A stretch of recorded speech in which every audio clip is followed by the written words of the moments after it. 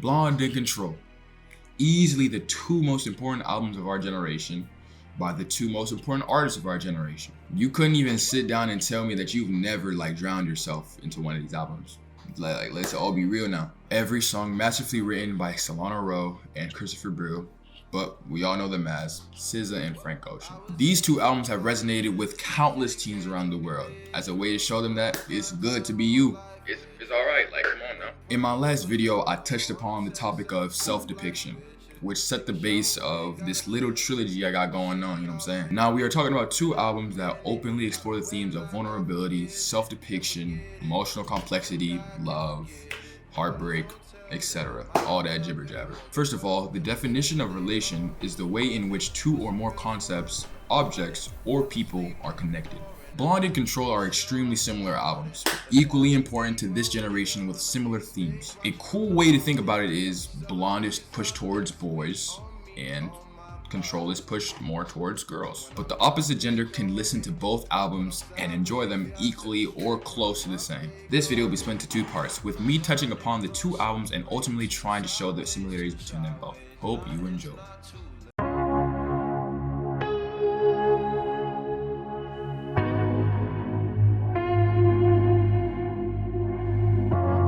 Blonde was released on August 20, 2016 as a surprise album after Frank Ocean's little battle with his label. The album immediately caught the hearts and ears of many alike, with its abstract and atmospheric sound, including beatless melodies, jarring samples of conversation, and odd effects. To Frank Ocean, Blonde represents a deeply personal exploration of his masculinity, his emotions, and his experiences with love and sexuality. Frank had his concerns with self-depiction, as we all do. He particularly focused on the sheer complexities of being a queer man in a world where people are judged for identifying in something that they feel comfortable in. If we look at the title of the album on Spotify and the title of the album on the cover, they are different by the letter E. In my opinion, which is honestly widely known, I see this as a way to signify the attraction to both genders, as Frank Ocean is bisexual. To me, intros are important ways for artists to set the tone for listeners. The first track, Nike's, transports us into this dreamy world that we are about to explore. The song can be seen as an essay on consumerism, human nature, and all the failings of the justice system that would affect young African Americans like me. Personally, one of my favorite songs in the album, but as the album progresses, we hit a song called Be Yourself. Act like someone else. Be yourself. Be secure with yourself. Be Yourself is one out of 4 interludes on the album, which includes a voice message from one of the mothers of one of Frank's childhood friends. The track is exactly what it's advertised. Rosie is giving Frank a message to just simply be you, something I talk about all the time. Frank during this time was struggling with drug addictions and being in the wrong crowd, so in this voice message, Rosie says, listen, stop trying to be somebody else. Don't try to be someone else. Be yourself and know that that's good enough. She also says, don't use that cocaine or marijuana because that stuff is highly addictive.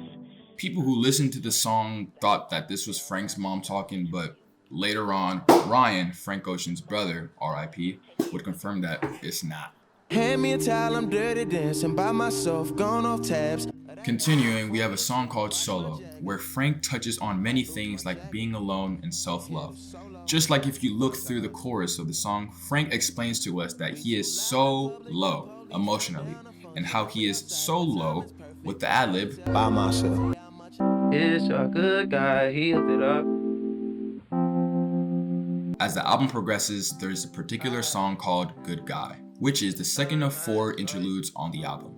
Good Guy touches on the loneliness and emptiness you experience from pointless encounters with people. To put it simply, Frank is going out on a date with a man who he met through a mutual friend, and on this date, Frank realizes that the intimacy shared between the two of them means nothing, when Frank was probably hoping for something real. Frank would highlight that he was in a gay bar. In the outro though, Frank, only for a little, talks about queerness and how hard it is and how uncomfortable it can be to come out and fit into all the straight trends that society considers quote-unquote normal. I think this interlude is overlooked, only because of how short it is and how it's not as flashy as others, but I digress. Bad luck to talk. on these rides. Next up, we got White Ferrari, probably my favorite song on the album next to Siegfried. White Ferrari has multiple interpretations. It can be seen as a young love story, symbolization of innocence and purity of the relationship he describes. It can be seen as a breakup song, as Frank says. I'm sure we're taller in another dimension. You say we're small and not worth the mention. In my opinion, this song just acknowledges that we're not meant to be, and even though I love you, and for however long I loved you, we're still, at the end of the day, different people. Such a powerful song. But speaking of powerful songs, we got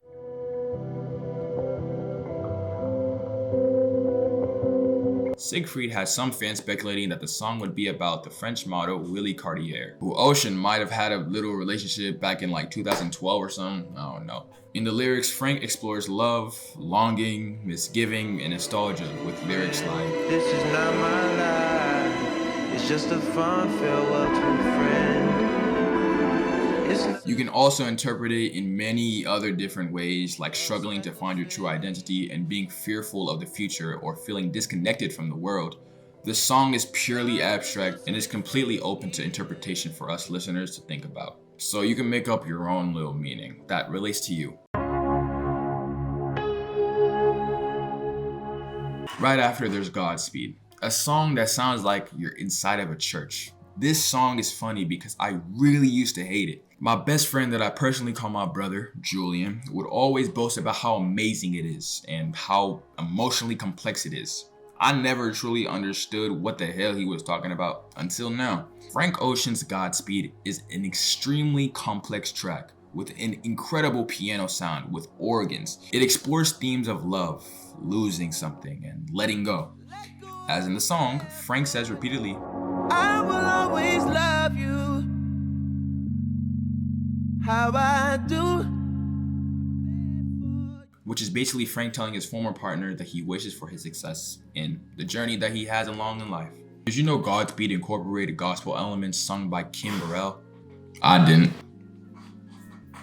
Why would I know that? And with the last song, we have Futura Free. I ain't on your schedule.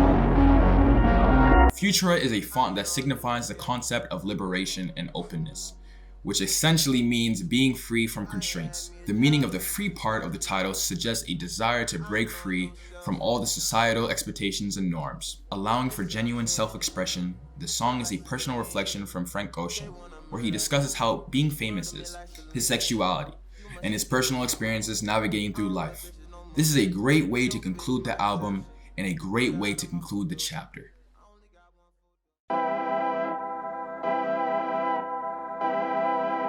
Ctrl by SZA is such a fascinating album to me. Released on June 9, 2017, this album would be SZA's debut, with Z, her past creation of music, being an EP. Something cool to know is that Ctrl and Blonde are both the second pieces of released work by the two artists. Some cool little detail.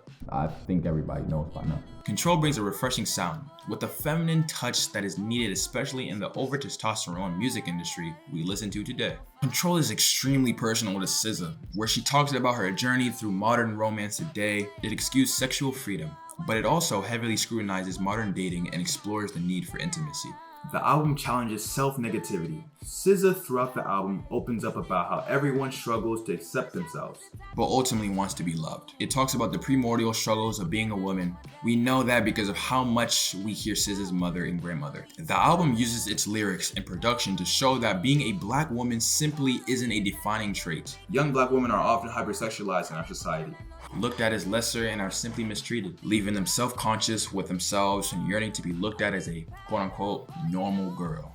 That's my greatest fear, that if I lost control or did not have control, things would just, would be fatal. Supermodel is easily the most emotionally raw song on Ctrl. SZA's voice is completely unfiltered with a normal acoustic guitar in the background, making the song feel more relatable and heartbreaking. We can see SZA struggling with the psychological effects she endured from being in an unhealthy relationship. In the song, we can see SZA describe her lover as temporary, but the relationship would leave long-term effects on how she views herself.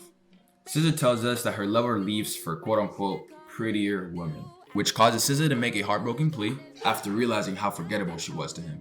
In the beginning of the song, SZA tells us that she would 100% leave the relationship, but would later on tell her lover that she could be his. I could be your supermodel if you believe. SZA would carry us deeper into the insecurity she faced when she was saying, I don't see myself, why I can't stay long just by myself. Wish I was comfortable just with myself, but I need you, but I need you, but I need you. She talks about the unbelievable complexity of needing someone's company even though they can cause you immense pain. This is kind of fascinating because I've seen this firsthand happen to people around me. This song is an ode to the people in unhealthy relationships. Doves in the Wind is such a cool song to me because I was introduced to it by my now best friend that I call my sister, Daniela, in class actually. This was my first time hearing the song, and I immediately resonated with it. It includes my favorite artist, Kendrick Lamar, so that obviously makes it better. In this song, SZA basically makes fun of the hyper-masculine norms. Kendrick Lamar tells us that women can live without men with the lyric, how many times she gotta tell you that dick is disposable? SZA continues on elaborating on the idea with, You can never trivialize pussy. and Hikey, your is weak, buddy. It's all replaced by your rubber substitute. SZA displays her contempt with male fickleness, while also telling us that women are stronger because they are not often controlled by sex. Drew Barrymore gets deeper though, as it continues to highlight SZA's insecurities, while she talks about another failing relationship. This is after her significant other brings one of his friends in. She starts to question herself in the relationship. She says, Am I woman of fire outside, baby? Yes, woman of fire. this is after comparing herself to other women outside of her relationship. As the song continues, SZA apologizes for the way she views herself, singing, I'm sorry, I'm not more attractive. I'm sorry, I'm not more ladylike. I'm sorry, I don't shave my legs at night. She would continue and say, I'm sorry, you got karma coming to you, collect your soul, get it right. basically telling us that her lover is doing really questionable things and making questionable decisions at the expense of SZA's emotional well-being. And Normal Girl, in my opinion, is the saddest song on the album. I say my opinion because in my life, I've always been surrounded by very strong women. My mother, my granny, my sisters, my friends, etc. So I've seen firsthand the struggles of being a woman, or even more, being a black woman in America, or even in general, and how difficult it is to present yourself well enough to be accepted, and how perfection is expected.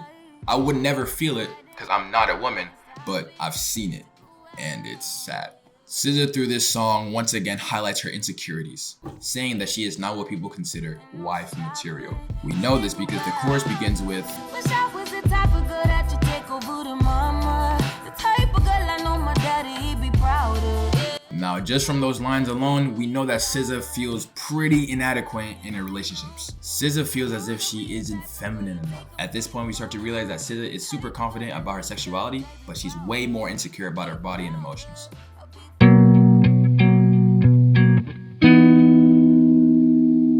This album ends with a particular song called 20 Something, which brings back the raw guitar we listened to back in the opening track, Supermodel. It's an important song as it uses itself to reflect on her current life. SZA explores the juxtaposition of being in her 20s, as it is the most exciting but also the most disappointing time in her life. Now, she told us she hopes her 20-somethings won't end. And that's my story, and I'm sticking to it. That was beautiful, Mommy. That was perfect. Blonde and Ctrl are two albums that are both arguably the best in the two artists' discographies. They are deeply personal in their lyrics, exploring all the themes of love, heartbreak, and identity, often with a raw and pretty introspective approach. But in all, they both tell us to be ourselves and help navigate us through relationships and all the struggles through life. Ctrl is beautifully made to tell women it's okay to not fit the unrealistic norms that women have to face throughout life. And Blonde is beautifully made to tell men it's okay not to be so huncho, masculine all the time. That it's great to validate your feelings. I mean, the album used to be called Boys Don't Cry, poking fun at the norm that boys should never cry. But to end it off, thanks for watching this video, and I hope you feel a little bit more comfortable about yourself in some way, shape, or form. The way you act isn't weird. It isn't stupid, it isn't cringy. Being normal shouldn't be chased. Norm prevents the sense of creativity and imagination. Makes us scared to voice our opinions, be ourselves, and do what we feel is right. Trying to be quote-unquote normal lacks innovation. What would the world be if we were all the same? It's okay to be who you are. Don't let anyone tell you differently.